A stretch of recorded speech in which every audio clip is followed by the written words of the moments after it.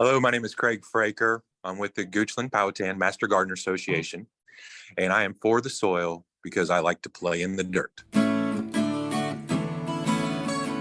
Hey everybody, and welcome to another episode of For the Soil, a Conversation. One quick note before we get to today's episode, and that is a new blog entry at our website, forthesoil.org.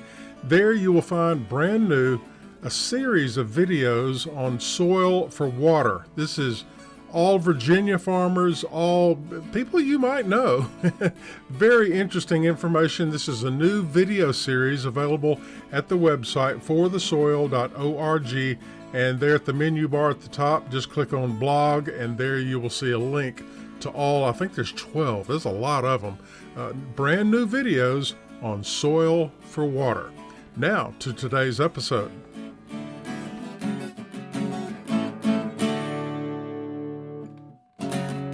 Welcome, everyone, to another episode of For the Soil, a Conversation. I'm Jeff Ishii, and Dr. Eric Benfelt with Virginia Cooperative Extension Community Viability is also joining us, as well as Mary Sketch Bryant with the Virginia Soil Health Coalition.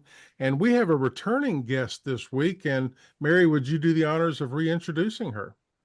Thanks, Jeff. We have Nicole Shuman back with us. Nicole is a community agriculturalist in Henrico County, Virginia, with Cornerstone Farm at Fairfield Middle School. And, to start, Nicole, and we talked a little bit about this in the last episode, but, I know you day to day are working a lot with students, but also really just out on the farm, maintaining the farm, doing that work. But I know this big picture of Cornerstone Farm and the work they're doing at Fairfield Middle School has these big community-wide goals, food insecurity, education, stormwater runoff, overall community well-being, resilience. Would be interested in how you see your day-to-day work fitting within that large scope, and just if you could explain that scope a little bit more. Yeah, absolutely. We're trying to do a lot of different things on the farm. Certainly, we're trying to educate first and foremost is the mission here, because we're based at a school. So that is what we're doing. We have obviously our students who we work with, but we also have other schools, private schools, but also public schools who will come in to do service learning opportunities. We've had field trips from local elementary schools, things like that. So, you have to have sort of a functioning farm to be able to educate on that farm, right? So that's kind of goal number one. When we're educating, we're talking about what we're growing, how we use it. And then we try to take that a step further, right? Because the food that we're growing is for the community. So what we grow on Cornerstone is made available to students and staff via the free fridge that we have on campus. So I will just stock it with produce, whatever we happen to have that's in season. We do have a donation box because some people would like to take something, but are certainly able to pay. And so we have that available, but it's pay what you can. And yeah, anyone is welcome into the fridge to take something. We also have been doing like a little farm stand to try to get some of that food into the local community at a competitive price, because I shouldn't say competitive, at a really cost-effective price, because we're a nonprofit, right? We're not, there is a budget to the farm because there are inputs and things like that, but we want this to be affordable for people. Surplus produce is donated to the Henrico County Food Bank. And then we do occasionally attend like Dory Park Farmers Market, some other kind of local markets, almost as much about outreach as it is about selling produce. So, providing fresh, nutritious, locally grown food is kind of that second piece. And the third piece that we do is community engagement. So it's Cornerstone Community Farm. We bring in volunteers every Tuesday and Friday from 9 to noon. People can sign up. We have a webpage that allows people to sign up. They come out to the farm. They work with us. They get to contribute give back. And then actually a lot of our volunteers, this ties back to that first mission of education. A lot of volunteers, they might have a garden at home, they might be beginning gardeners, but they'll frequently use those volunteer hours as a way to, pick my brain, talk with other farm staff, practice a new skill, maybe something they haven't done before, or just see how it's done on our farm, because of course there are many, many different ways to grow things. So that community engagement piece is definitely a big part. And then of course, sort of that, this fourth or kind of almost umbrella goal that covers all of this is it's really about environmental sustainability. And, how do you grow in a way that, it gives back to the community, but it also gives back to the environment. So we incorporate a lot of native plants. We don't apply pesticides, for instance. So we rely on like a diverse community of insect life in order to do some of the pest management on the farm. And then there's a couple of, we'll cover rows with insect barrier to keep certain insects out, because that's necessary for some of the pests that we have. But there's, because of the way that we grow, the buffer that we're going to put in is going to have a mixture of native edible plants. So, it's going to contribute to the surrounding ecosystem while also providing something that's harvestable for the farm as well. And Nicole, if you reflect on your own educational experience, both as a student and educator, are there teachers or people that influenced you early on to take interest in compost piles, cover crops? Am I... Yeah, certainly my yes, I had some really wonderful professors in graduate school, because up until graduate school, I didn't have a lot of formal education or background in this. But I had a professor, Dan Brown, at Cornell, who was just really, really excellent, and I really enjoyed his course. Incidentally, I also had a history teacher in high school, Dan Brown, who was also very excellent. So Dan Browns have played a big role in my educational career. But I also, my advisor at Cornell, Terry, he had more of a background in extension, and he was actually one of the people who really inspired me or got me interested in extension in the first place as a career opportunity.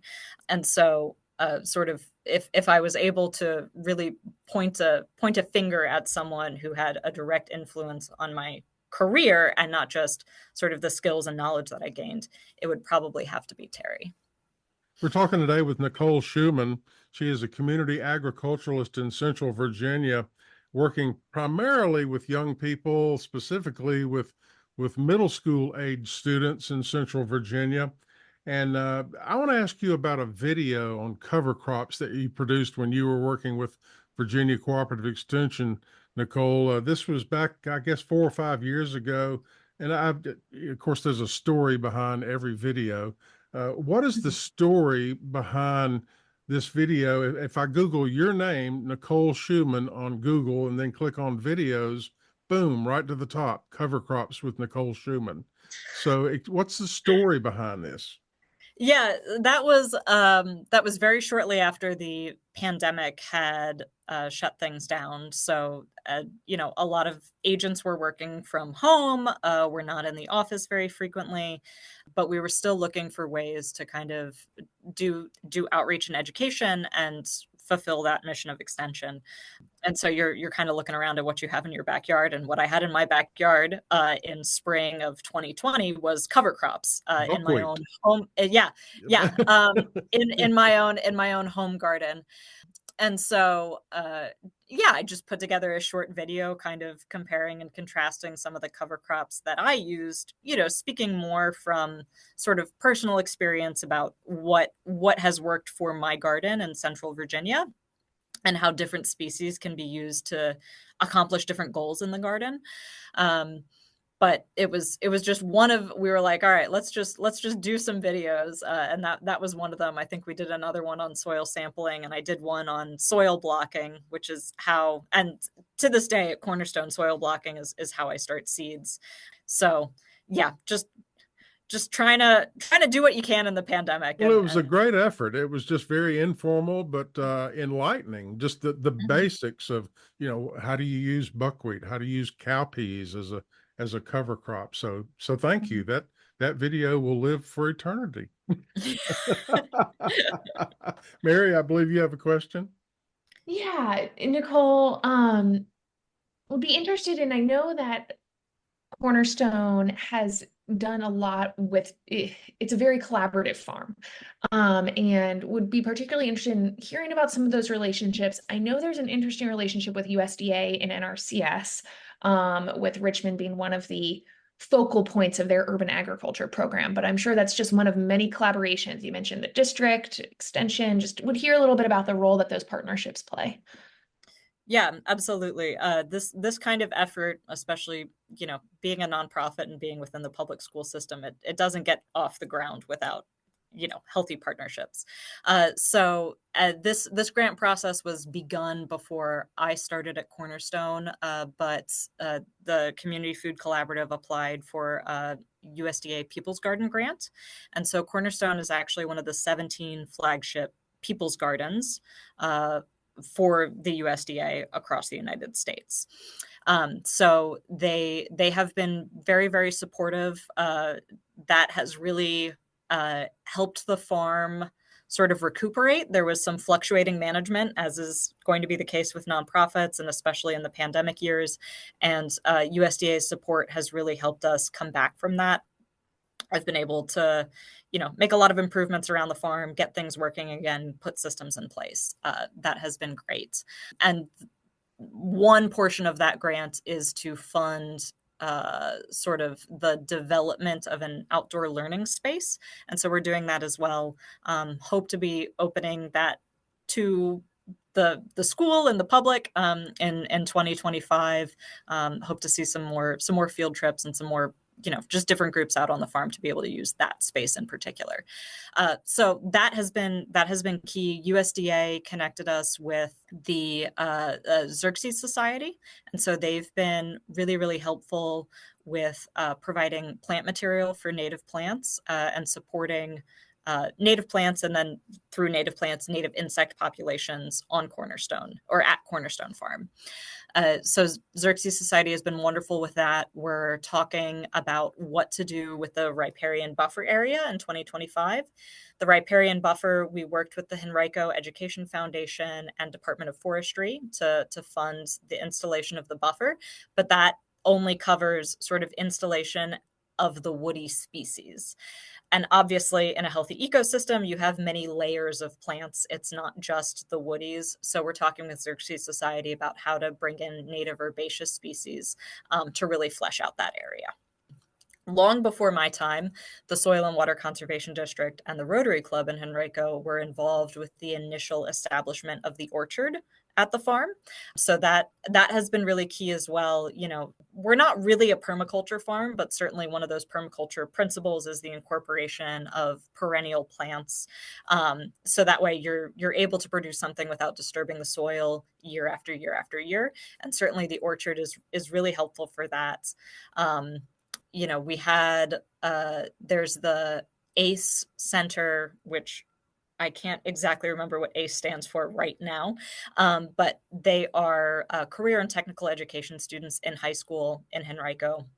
There's a horticulture program, and they were out last year. They came out with DOF. They did a pruning workshop, and got our trees cleaned up, and they've been super productive this year.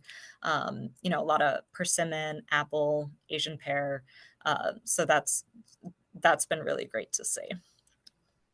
And And Nicole, there's more out there. I don't want to accidentally miss someone, but I will say that's not an exhaustive list.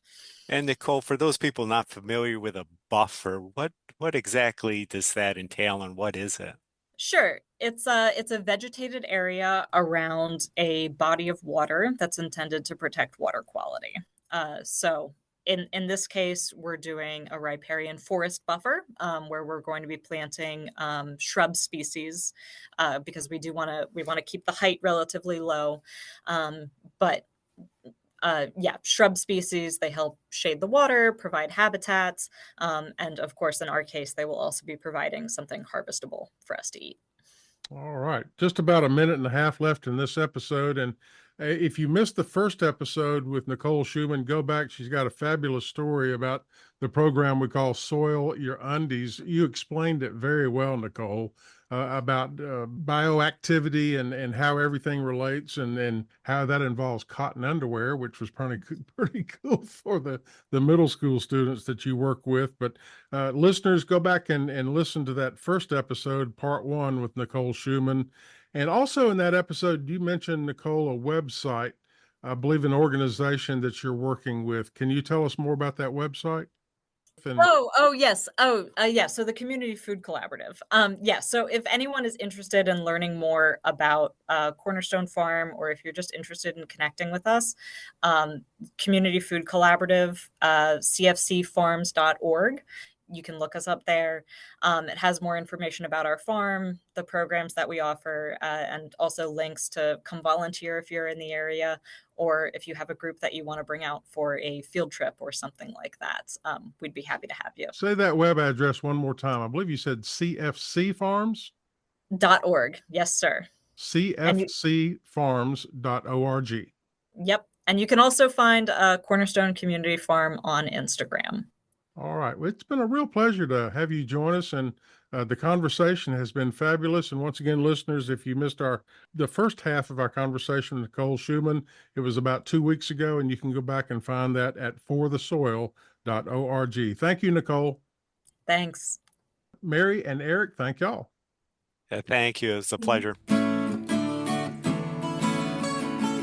For the Soil, a conversation is made possible with funding support from the National Fish and Wildlife Foundation and the Agua Fund.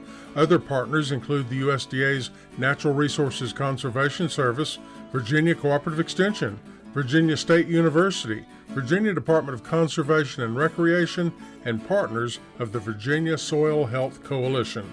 Views expressed on this podcast are those of each individual guest. To download a copy of this or any other episode, visit the website forthesoil.org. If you have a specific question about soil health, call your local extension office, your local USDA service center, or a Soil and Water Conservation District office. Music used during today's program was provided courtesy of the Flip Charts, all rights reserved. For the Soil, a conversation is produced by On the Farm Radio, in collaboration with Virginia Tech. I'm your host, Jeff Ishii.